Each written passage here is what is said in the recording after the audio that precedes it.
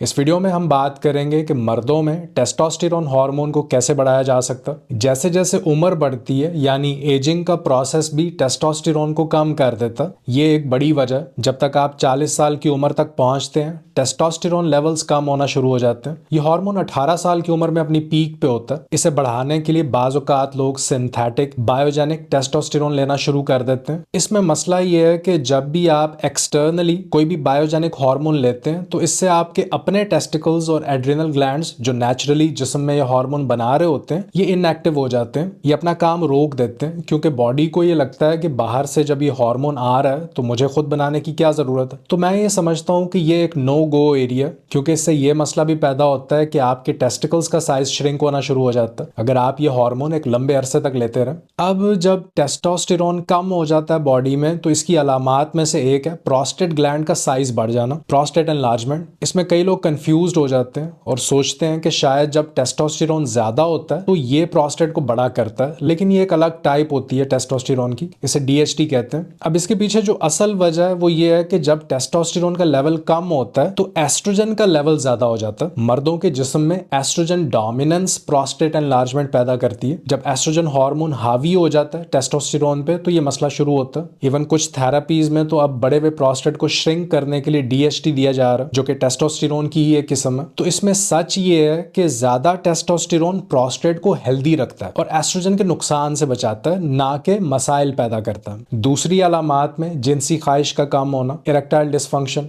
Testicles shrink होना, muscle loss मतलब आप एक्सरसाइज कर रहे हैं लेकिन मसल्स टोन नहीं हो रहे, कोलेजन कम होने लगता है जिससे जिस्म लटकना शुरू हो जाता है, छाती और स्किन लूज होने लगती है, ताकत कम हो जाती है, जिस्म पे बाल कम हो जाना स्पेशली लोअर लेग्स में। अब ये मसला पैदा किस वजह से होता है? सबसे पहली वजह ज्यादा एस्ट्रोजन। ये प्रोसेस्ड फूड्स में, दूध और दूध से बनी हुई चीजों में और गंदों में पाया जाता है, स्पेशली जीएमओ फूड्स। अब बहुत सी खाने की चीजें जेनेटिकली मॉडिफाइड हैं। फसल की पैदावार बढ़ाने के लिए इनके बीज को मॉडिफाई किया जाता है, तो खाने की चीजों की अब वो क्वालिटी नहीं रही जो हमारे आबाओ अजदाद खाते थे। इसलिए मैं हमेशा कहता हूँ कि अगर हमें अपनी सेहत की फिक्र है तो ऑर्गेनिक और हार्मोन फ्री खाने की तरफ हमें दोबारा जाना पड़ेगा। ये हार्मोन्स इवन अब पीने के पानी में भी शामिल, वाटर सप्लाई में इन्हें मिलाया जाता है। अगर आप नलके का पानी पीते हैं तो इसमें भी एस्ट्रोजन मौजूद होता है और ऐसे केमिकल्स मौजूद होते हैं जो जिस्म में जाने के बाद एस्ट्रोजन को ट्रिगर करते हैं। इसलिए आपको एक अच्छी क्वालिटी का फिल्टर जरूर लगा लेना चाहिए घर में और सिर्फ फिल्टर शुदा पानी पीना चाहिए।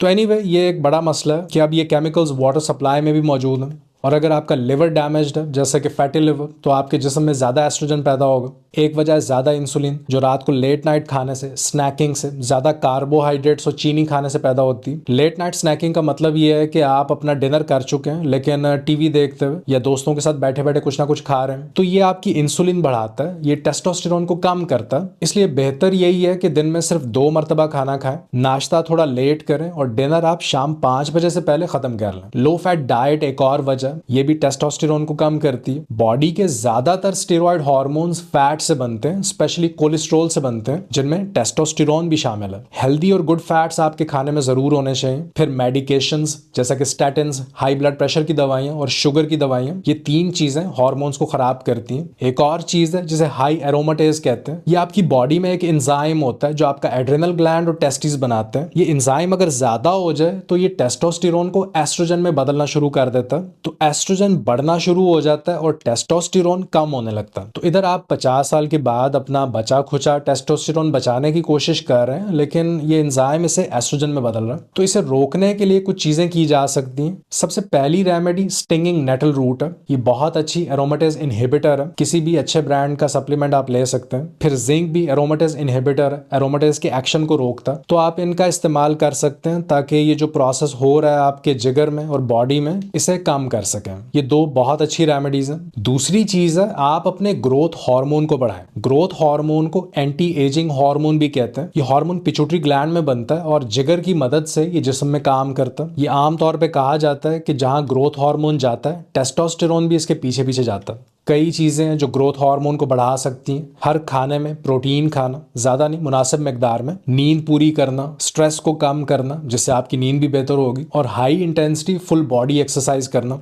ये तमाम चीज़ें ग्रोथ हार्मोन को भी बढ़ाती हैं और टेस्टोस्टेरोन को भी। अगर आप जिम जाते हैं तो डेडलिफ्ट्स टेस्टोस्टेरोन को बढ़ाने के लिए बेहतरीन एक्सरसाइज है। आप इसे सीख लें क्योंकि इसमें आपकी अपर बॉडी और लोअर बॉडी दोनों इस्तेमाल होती हैं, लेकिन आपको इसमें अपनी फॉर्म सही रखनी पड़ेगी। इसका तरीका और फॉर्म आप पहले अपने जिम ट्रेनर से सीख लें, वरना आपकी कमर में इंजरी हो सकती है। इसमें आपको आहिस्ता आहिस्ता वेट बढ़ाना होता है, प्रोग्रेसिव ओवरलोड इसे कहते हैं। फिर इंटरमिटेंट फास्टिंग, ये भी इंसुलिन को सही करती है, इसलिए बार बार खाने से परहेज करना चाहिए। आपको तभी खाना चाहिए जब भूख महसूस करें। वैसे भी अगर आप सही चीजें खाते हैं, आपका न्यूट्रिशन ऑन पॉइंट है, तो आपको भूख भी ज्यादा नहीं लगेगी। बॉडी अपने ही फैट को इस्तेमाल करेगी एनर्जी के लिए, जिससे आपको ज्यादा खाने की जरूरत महसूस नहीं होगी। इंटरमिटेंट फास्टिंग और कीटो डाइट दोनों को आप साथ लेके चलें।